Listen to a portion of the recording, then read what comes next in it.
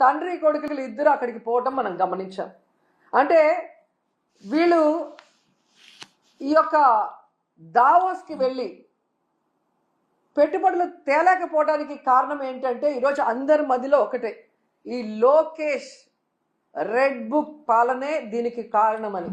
ఎందుకంటే మీరు చూస్తే ఈ రాష్ట్రంలో ఎవరైనా పెట్టుబడులు పెట్టాలి అంటే ఒక ఇన్సిడెంట్ గుర్తొస్తుంది. ముంబై నుంచి ఒక జూనియర్ ఆర్టిస్ట్ని తీసుకొచ్చి ఏ విధంగా ఆవిడతో తప్పుడు కేసులు పెట్టించి జిందాల్ లాంటి పారిశ్రామికవేత్తల్ని బెదిరించి బ్లాక్మెయిల్ చేశారు. మరి ఈ విధంగా పారిశ్రామికవేత్తల్ని బెదిరించి బ్లాక్మెయిల్ చేస్తే ఈ రాష్ట్రంలో ఎవరైనా పెట్టుబడులు పెట్టడానికి వస్తారా అని నేను అడుగుతున్నా. అలాగే ఐపీఎస్ అధికారులు సీనియర్ మోస్ట్ ఆంజనేయులు గారు, సంజయ్ గారు, ఠానా గారు, విశాల్ గున్ని లాంటి ఐపీఎస్ ఆఫీసర్ల మీద కూడా కక్ష సాధింపుగా కేసులు పెట్టి వేధిస్తే ఈ రాష్ట్రంలో ఎవరైనా పెట్టుబడులు పెట్టడానికి వస్తారా అని నేను అడుగుతున్నాను. అలాగే ఐఏఎస్ ఆఫీసర్లకు కూడా 7 నెలలుగా కొంతమందికి పోస్టింగ్లు ఇవ్వకుండా వాళ్ళని వేధిస్తూ వాళ్ళని జైల్లో పెడతామని బెదిరిస్తూ ఈరోజు చంద్రబాబు నాయుడు ప్రభుత్వం డెసిషన్స్ తీసుకుంటుంటే ఎవరైనా పెట్టుబడులు పెట్టడానికి వస్తారని నేను అడుగుతున్నా. ముఖ్యంగా ఈ రాష్ట్రంలో మీరు చూస్తే ఆడపిల్లలు, చిన్న పిల్లల మీద అత్యాచారాలు, అఘాయిత్యాలు, అలాగే హత్యలు జరుగుతుంటే అలాంటి రాష్ట్రంలో ఎవరైనా పెట్టుబడులు పెట్టడానికి వస్తారని నేను అడుగుతున్నా. అండ్ ముఖ్యంగా నారా లోకేష్ దావోస్కి వెళ్ళి సిగ్గు లేకుండా నా ప్రత్యర్థుల్ని అనగతొక్కడానికి నేను రెడ్ బుక్ని యూజ్ చేస్తున్నాను అని చెప్తే ఎవరైనా పెట్టుబడులు పెట్టడానికి వస్తారా అని నేను అడుగుతున్నాను. ఈరోజు మీరు చూస్తే ఈ రాష్ట్రానికి పెట్టుబడులు రాకపోవడానికి కారణం ఈ రెడ్ బుక్ రాజ్యాంగమే. ఎందుకంటే ఎవరైనా పెట్టుబడులు పెట్టాలి అంటే ఆ రాష్ట్రంలో లా అండ్ ఆర్డర్ కరెక్ట్గా ఉండాలి, పారదర్శకమైన పరిపాలన ఉండాలి, అలాగే రోడ్డు, రైలు, ఏరోప్లేన్, అలాగే పోర్ట్స్, ఇవన్నీ కూడా అంటే ట్రాన్స్పోర్ట్ ఇది కరెక్ట్గా ఉంటేనే అక్కడ పెట్టడానికి అవకాశం ఉంటుంది. మీరు చూస్తే జగన్మోహన్ రెడ్డి గారు ముఖ్యమంత్రిగా ఉన్నప్పుడు ఇవన్నీ కూడా ఎంత చక్కగా చేశారో మీ అందరూ కూడా గమనించవచ్చు. లా అండ్ ఆర్డర్ ఏ విధంగా మెయింటైన్ చేశారు, అలాగే మీరు చూస్తే సచివాలయ వ్యవస్థతో ఎలా పారదర్శకంగా పరిపాలించారు, అలాగే ఏపీలో 3 పోర్ట్లు మచిలీపట్నం, మూలపేట, రామాయపట్నం ఏ విధంగా వర్క్స్ స్టార్ట్ చేశారు, భోగాపురం ఎయిర్పోర్ట్ ఎలా ఆల్మోస్ట్ 35% వర్క్ చేసేయటం జరిగింది, అలాగే 10 ఫిషింగ్ హార్బర్లు అన్నిటినీ కూడా తీసుకొచ్చి మీ చేతిలో పెడితే ఈరోజు మీరు ఏం చేశారు? జగనన్న పారిశ్రామికవేత్తల కోసం రెడ్ కార్పెట్ వేసి ఫ్రెండ్లీ స్టేట్గా ఇన్వెస్ట్ చేయడానికి దాన్ని ఏర్పాటు చేసి మీ చేతికి ఇస్తే ఈరోజు మీరు రెడ్ బుక్ రాజ్యాంగం అంటూ రాష్ట్రంలో ఈరోజు లా అండ్ ఆర్డర్ లేదు, రోడ్డు పైనే నరికేస్తున్నారు మనుషుల్ని.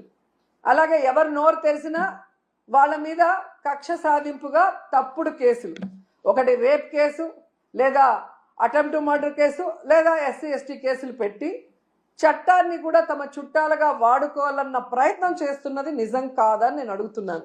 మీరు కాకినాడ పోర్ట్ విషయం కూడా మీ అందరు తెలిసిన విషయమే. కాకినాడ పోర్ట్ కూడా అడ్డగోలుగా తుపాకులు పెట్టి రూపాయి ఆస్తిని సుమారుగా 6 పైసలకి కొట్టేసానికి ప్రయత్నించారు. కొట్టేశారు, క్షమించాలి, ప్రయత్నం కాదు, కొట్టేశారు, ట్రాన్స్ఫర్ చేసుకున్నారు. కేసు పడింది, దానిపైన ఈడీ వాళ్ళు కూడా లవ్ లెటర్లు రాశారు విజయసాయి రెడ్డి గారికి, రా బిడ్డ రా అని ఇంటికి. అన్నీ బయటకు వస్తున్నాయి కదా, సిమిలర్ వ్యాషన్ దీనిపైన కూడా కంప్లైంట్లు వస్తాయి, తప్పనిసరిగా యాక్షన్ తీసుకుంటాం. సో ప్లీజ్ బీ పేషెంట్, ఓపిక పట్టండి స్వామి, దర్యాప్తు జరుగుతుంది కదా. అవునండి, ఇప్పుడు ఒక మనం కూడా మాట చెప్పా, ప్రభుత్వ పరిస్థితి గురించి కూడా దయచేసి ఒకసారి ఆలోచించండి. గత ప్రభుత్వం చేసిన అవినీతులన్నిటిపైన ఒకేసారి నేను దర్యాప్తు చేయాలంటే ఇంకా లా అండ్ ఆర్డర్కి పోలీసులు మిగలరమ్మా. ఎందుకంటే భూ అక్రమాలు కానీ, ఇసుక అక్రమాలు కానీ, మద్యం అక్రమాలు కానీ, గాలి కూడా అమ్మేశారు స్వామి.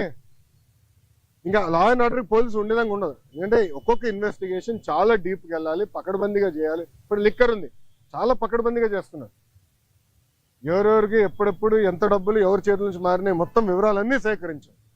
సో ఇన్వెస్టిగేషన్ చాలా వేగవంతంగా జరుగుతుంది. ఒక్కొక్కటి చేయనియండి, అన్నీ ఒకేసారి చేసే కెపాసిటీ మటుకు ప్రభుత్వానికి ఉండదు. ఎందుకంటే గతంలో అన్ని అక్రమాలు జరిగినాయి.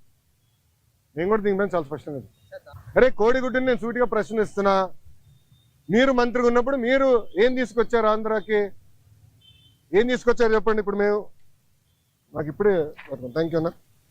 7 నెలల్లో 6,33,568 కోట్ల రూపాయలు పెట్టుబడులు తీసుకొచ్చాము.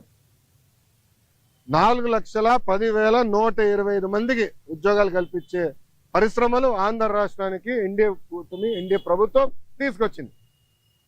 అది గర్వకారణం. కాగ్నిసెంట్ గురించి కూడా నేను ట్వీట్ పెట్టా కదా, చూడలేదా నా ట్వీట్? ఎవరు